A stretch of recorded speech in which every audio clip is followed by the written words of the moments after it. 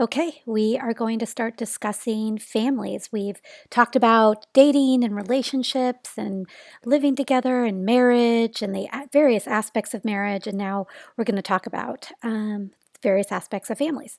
Now, many of us, because families come in all different shapes and sizes, it's always, again, very, very important for me to acknowledge the fact that not everybody's family is in keeping with that exceptionally intact nuclear family.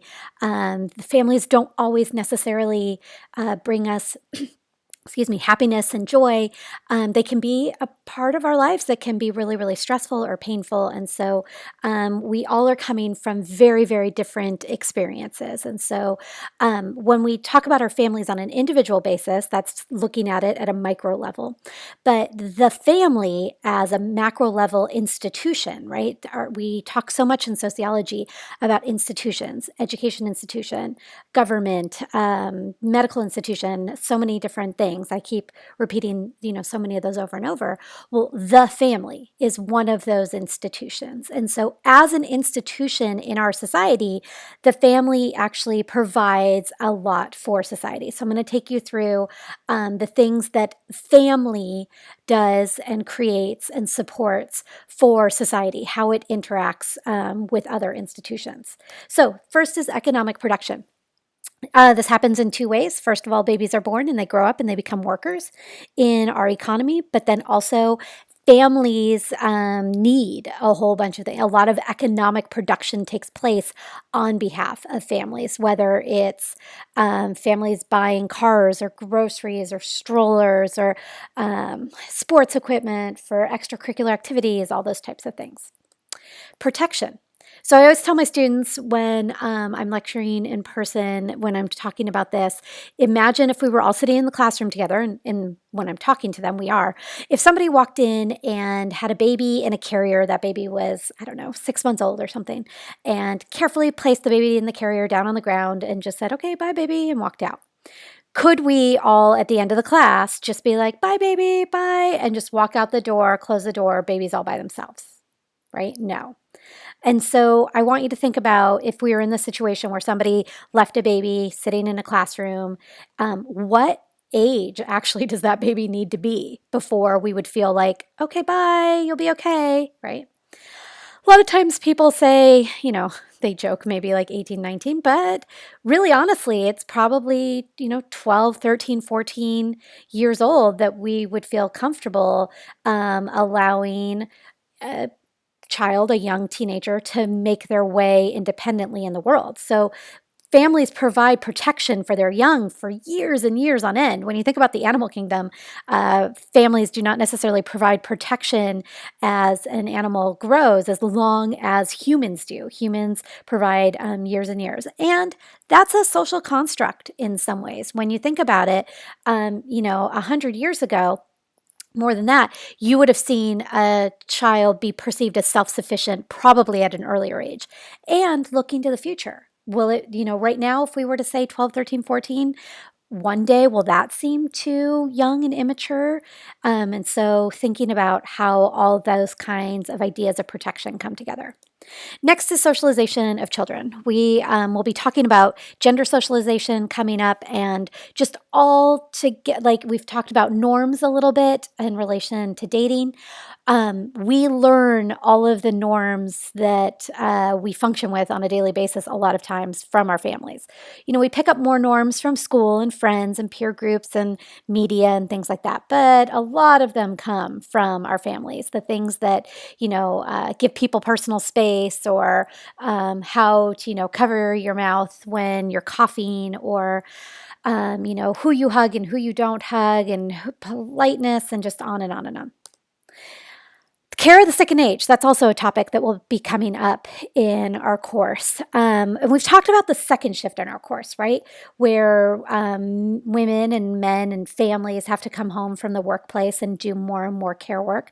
Well, some people are calling caring for sick and aging family members like the third shift, a whole nother dimension of effort being put forth upon or by families.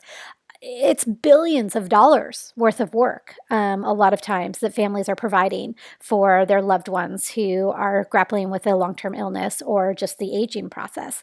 And so they're actually hypothesizing as they do research looking at longer lifespans and things that you very well in your generation or my generation, I know we certainly have some age diversity in our class, we could be caring for parents as long as we are raising children. We a lot of times consider raising children to be an 18-year process, that we very much, with people living longer, could be helping and assisting and caring for aging family members for a similar amount of time. Recreation is certainly something that the family provides for society. It's our place for recreation a lot of times, which is why when we have struggles with our family, that can be really, really difficult. Holidays and things can be areas of stress or kind of tumultuous times.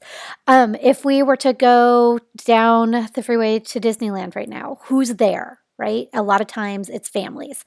And so we'll go out to dinners with our families. As I already said, we'll celebrate holidays and things.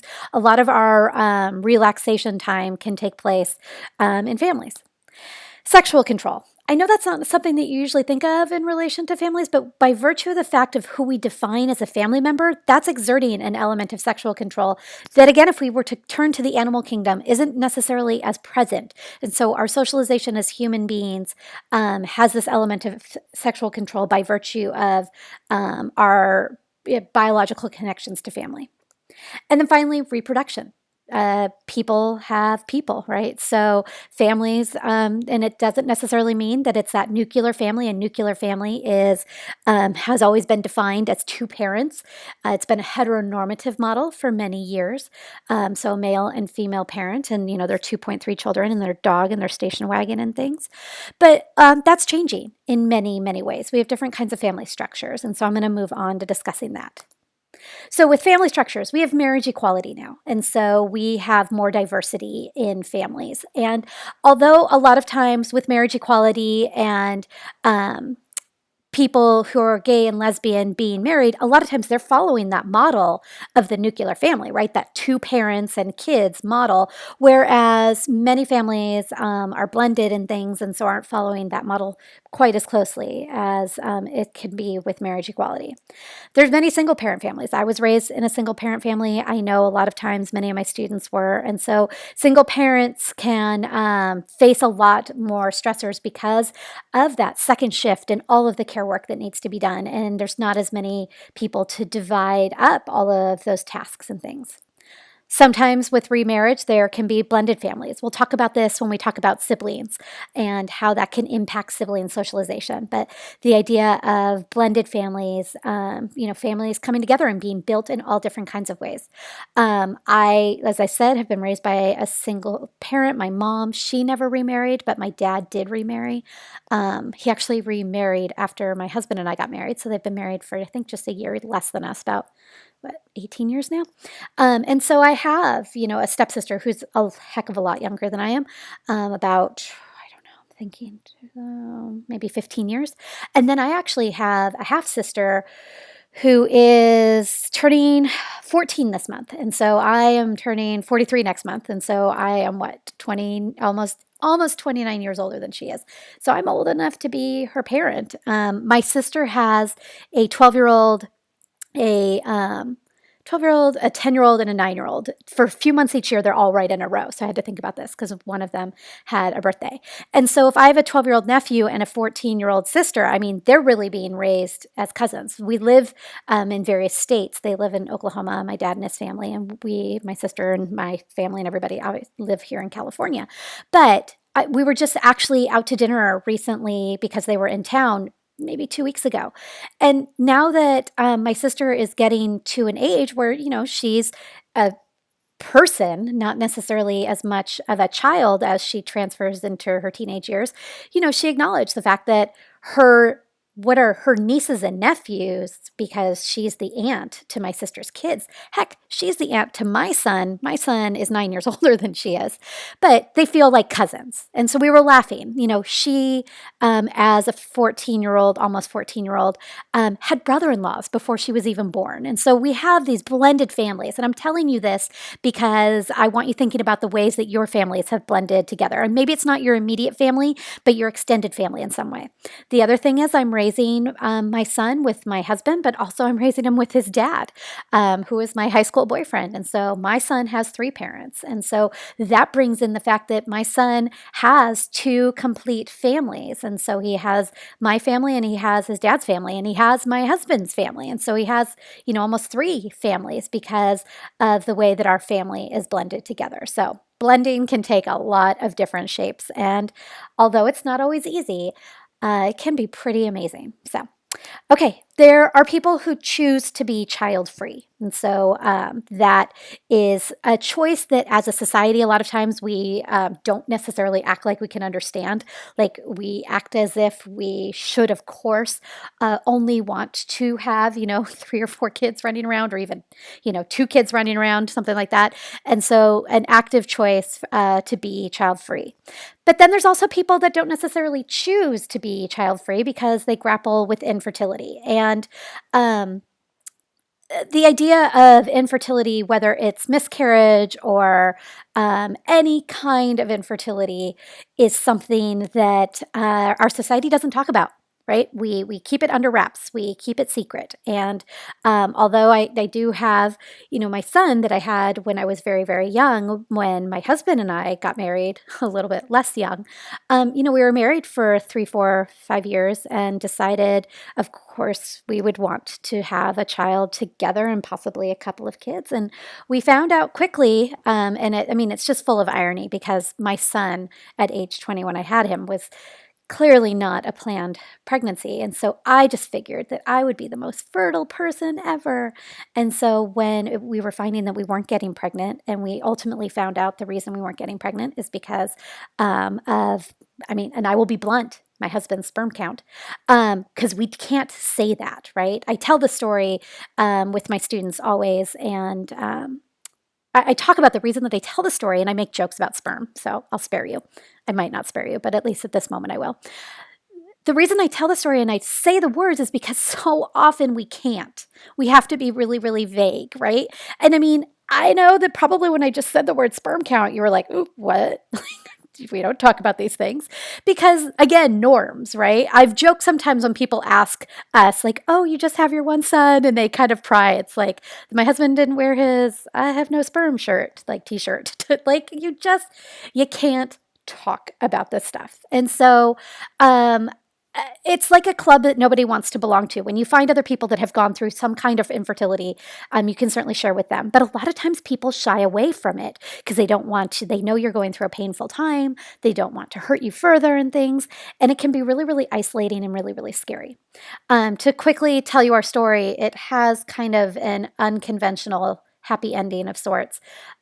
We did try to see what our options were. One option was to do in vitro fertilization, where I would do a whole lot of fertility drugs, and we would actually just try to do surgery on my husband to see if they could find viable sperm. And that just seemed like such a risk all the way around. And so we ultimately decided what would be best for our family would be to adopt. And so I went into like, this is going to be the most organized adoption because that's just who I am. How I'm going to achieve everything and have the best binders and have it all done within 3 weeks, even though it's like 700 appointments and that kind of thing. And so we were chosen by a birth mother, and that was absolutely amazing. This was 13 years ago, and she was very young. She was 17, and we spent about 2 months with her before she had her daughter. She had our daughter, right? And so we were lucky enough to be there for the birth of our daughter, Darby. And we brought our daughter home the next day. And after we had her home for 6 days, her birth mom decided that she could not go through with the placement. And I say placement very carefully because so many people talk about adoption saying a birth mom gives up her baby for adoption. She does not. She places choices. She chooses a family. Ultimately, she decided she could not go through with the placement, and our adoption agency that we were working with called us and said, because the paperwork had not been filed completely with the state, that she had every right to ask for her daughter, and we needed to bring her daughter back. And so I can imagine that you can imagine how extraordinarily painful and terrifying that was, and it was. She has a happily ever after. You know, she has grown up, and although we've never been in touch again, I have no doubt that she was deeply loved and had an amazing family and an amazing mother in her mom. And so after that, we felt really, really lost. And our adoption agency actually had had very few failed adoptions, and so they were hesitant too. And so we decided to go into an entirely different path. And we went with donor sperm, which is as awkward as it sounds. Like you go through a catalog and you read profiles and things like that. But to us, it made sense. We assumed still that I had amazing fertility and that, you know, this would be a viable option that many people employ, even though, again, it's not discussed. And so we decided to do 3 rounds of IUIs, intrauterine insemination with donor sperm. And so we did 1 round and it didn't work. And the doctor was going to do the same procedure, like the same infertility drugs and everything again. And at that point, we'd been on this path for more than 2 years, and so many people had had babies, all of our neighbors, all of our friends. My dad, right? Because if my sister is right in this age range, my dad's wife had had a baby. I mean, we had really been through it emotionally a lot. And so I said to the doctor, you know, please, you know, we've been through with so many people and we've lost, and is there any way? And so he said yes and put me on a higher round of infertility drugs, and that didn't work. And we just can't keep going. I mean, we'd already been just through hell and back trying to complete our family. And so we decided on the 3rd round that this was it. It either worked and we had plan A, right? We had our family and it was beautiful and it was everything we dreamed of, or we had to figure out what plan B was going to look like because we could no longer continue on trying to complete our family and going through all of this pain. And ultimately, what ended up happening is it was plan B. And plan B looked like my husband started running actually this month after he's trained for marathons and he's run 2 or 3. He does a ton of half marathons, but as of this month, he has run 100 miles every month for 100 months, at least 100 miles. And so he's an avid runner and he's good at it and he loves it. I think it's his meditation. It brings him a lot of joy and he has the time to do it. He gets up super early to do it, but he does it. And then my plan B, his plan B was to get to be a coach. He grew up loving sports. And so just yesterday, he was telling me all about the track meet that he was at because he coaches boys flag football and girls basketball and boys basketball and track, and he loves it. At the junior high that he teaches at, he coaches in their after school program all year round. My plan B was I had flunked out of college the first time and really had always wanted to be a teacher. I'd wanted to be a teacher since I was 12 years old. And I went back to school and I enrolled back into school full time. And I went to SCC where, you know, this class is being taught. I'm going to try not to cry as I'm saying this. But I enrolled, you know, it was 2007, spring 2007, that I took, you know, 3 classes and then 4 classes in the fall. And then I to transfer to Cal State Fullerton and found sociology, which I loved so much and was so excited to learn. And I finished my degree and I got to be a teacher. And quite honestly, if I'd been a parent to a child or 2 more, I don't know necessarily if I'd gone back to school, if I would have gotten that chance or created that chance for myself. And so when I'm talking to you right now, and the reason I'm investing time in this story, and I really, really appreciate the fact that you're investing time in this story, is for a couple of reasons. First of all, it's always important for me to tell my students, you are my plan B. You are my dream come true. And so even though in an online class it's unconventional and I don't necessarily get to talk to you and hang out with you and meet you face to face and all of these different things, I certainly see the connections that you make in the discussion boards. I see so much of your writing because you share so much in your essays. And so I certainly do feel a connection to you. And I hope that that's reciprocal as you hear me blah, blah, blah, on and on in these lectures. So that's one thing. I always want to make sure my students know how important they are to me. But more importantly, 2 other things. First of all, there's probably somebody in your life that is grappling with infertility or will grapple with infertility at some point. Please be the person that, even though it might be awkward or something, that they can say sperm to, or ovaries, or ovulation, or things. Like, please try to be the person that, ask them how they're doing in a way that they know that they can talk to you and they can confide in you, and maybe go out of your way a little bit, because it can be a really hard time in your life, their lives rather. But that's the other thing. When you think about it statistically, my students who want to have children at some point in the future will probably grapple with the infertility themselves.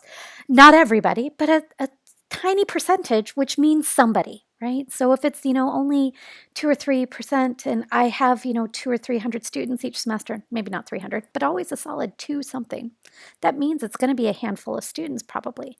And so I want to be that voice in your future that tells you it's going to be okay. I don't know how it will be okay. I certainly could not have imagined how I would be able to sit here, 13, 14 years later thinking it would be okay, but it will. And I think you'll find that the universe and faith systems and whatever it is that you rely on, that you can look back as the years have passed and see the path that, puts you in a place where you're at, that you can have moments of happiness and moments of joy, and things that, we have these opportunities, we have these choices, and things that we never know what's going to come of them. And so I just want to be a person that talks about them, because so many people feel as if they can't. And I feel that we have to break down those walls and barriers so that we can have conversations about these tough aspects of our lives. So I've droned on and on enough, and I still have more to talk about. So I'll talk even faster than I usually do. Okay, we're going to switch gears a little bit, and I'm going to talk about a little bit of parenting. And so I have a quick question. Are children wildflowers that develop naturally, or are they like tending a garden? So if you think about wildflowers, they need sun, they need water. As I'm recording this, this has been a banner year for rain here in Southern California. So we have like the super bloom, right? And so we have this amazing, amazing amount of wildflowers. You can even see from a distance in some cases, because I live in the Santa Ana, Tustin area. You can see the hills out there, and you can see the flowers, the colors from here in some cases, depending on where you're at. So they grow, they flourish, just with, the basic needs. When you think about a garden is micromanaged. We just planted our tomato garden for the year, and I will spare you with how micromanaged it is, but let's just say I go shopping for tomatoes at the Fullerton Arboretum, which is at Cal State Fullerton. There's like a 6-page spreadsheet where I map out how many cherry tomatoes, how many slicer tomatoes.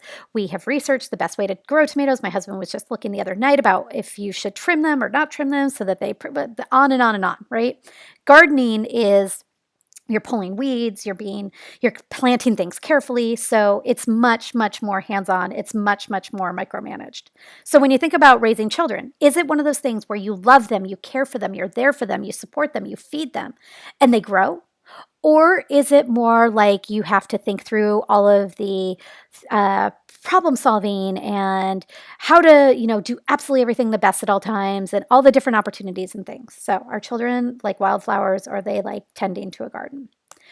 What we're getting at is work by Annette Lareau. This is some seminal work in sociology of families. Annette Lareau presented the idea. It's much like Arlie Hochschild with the second shift. This is older research, but it really has kind of been the basis of so much understanding in sociology.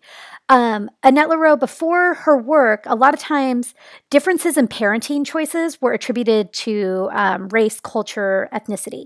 She brought in the idea of how much socioeconomics play into parenting opportunities, parenting choices, parenting culture. And so she has a typology. It comes in two ways. And so the first one is concerted cultivation, which is middle-class families. This is tending to a garden. You can see that garden right there, right?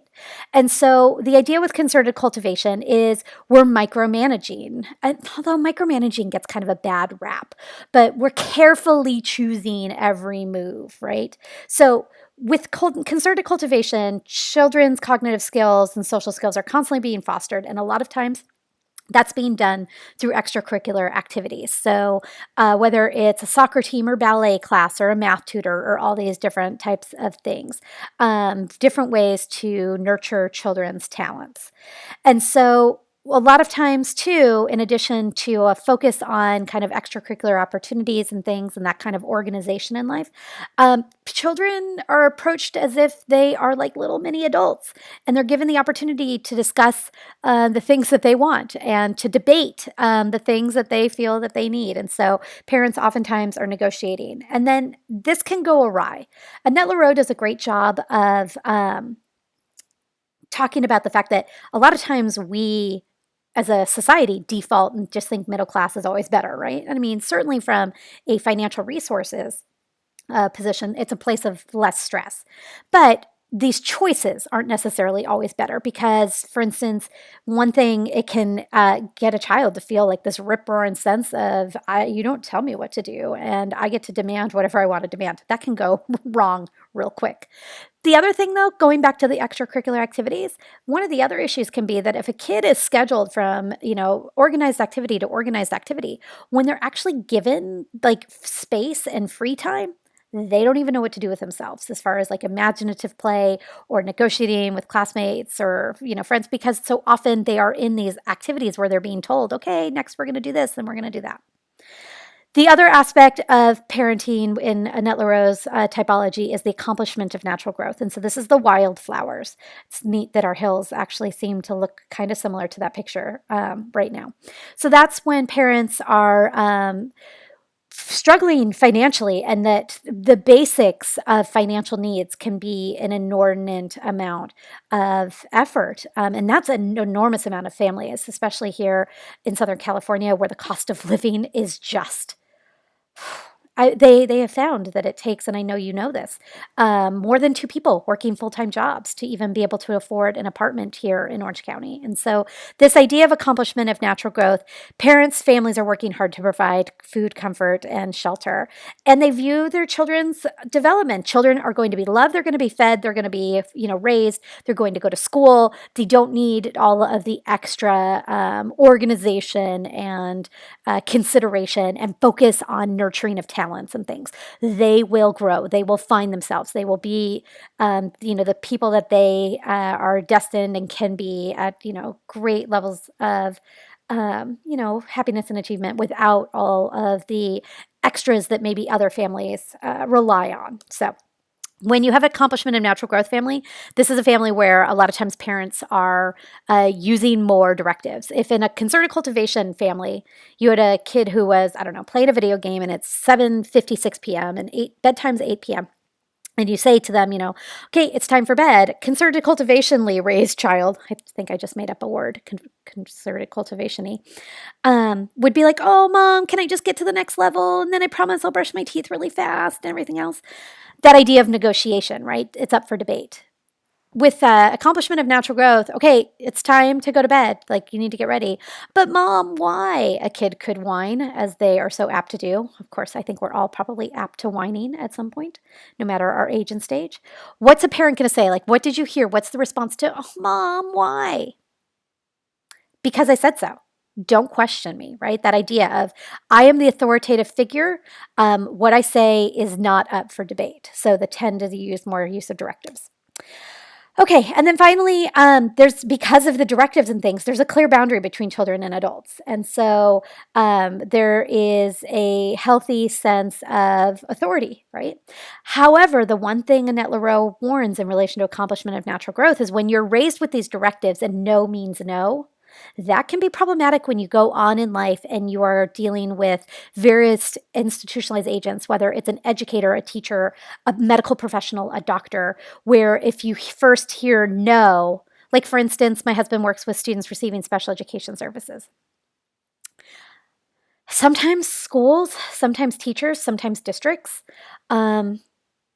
will try to say no to parents because they know that the parents won't argue, and they know that the parents won't have the resources or even maybe the belief in themselves to come back and say, no, my child does need whatever the service is. Because maybe let's say it's something like a one-on-one instructional aid. That is an inordinate amount of resources to hire one person to be a support to your child in the classroom, like that person has been hired for your child and your child alone. That idea of concerted cultivation, I mean, if you come in with this like sense of entitlement, well, give me this and this is the law and here's my lawyer, like you're not going to work real well with the district because people will now be, argumentative. But at the same time, if you're being told no and you know that your child with who's, whatever possible learning disabilities or behavioral issues might be, like they really need this high level of support, like not taking no respectfully for an answer can be an exceptionally important skill that doesn't always get nurtured with accomplishment of natural growth. That can happen a lot of times in the medical field, when you're being told that this is the only solution or there is no solution, or your symptoms are not manifesting in a way that they can find some kind of healing curative path. Like you have to really advocate upon yourself and say no. What else can we try? Can we do this? Can we do that? And again, not in a disrespectful, I know more than you kind of way, that sense of entitlement, but you do need to feel comfortable advocating and navigating for yourself. And that can be an issue when you've only been raised learning that no means no. So, okay, that might set a record for a long lecture. And I really, again, as always, appreciate the fact that you sit down and listen to these. And so I really hope that by taking the time to talk about sperm, there you go, I said it one more time.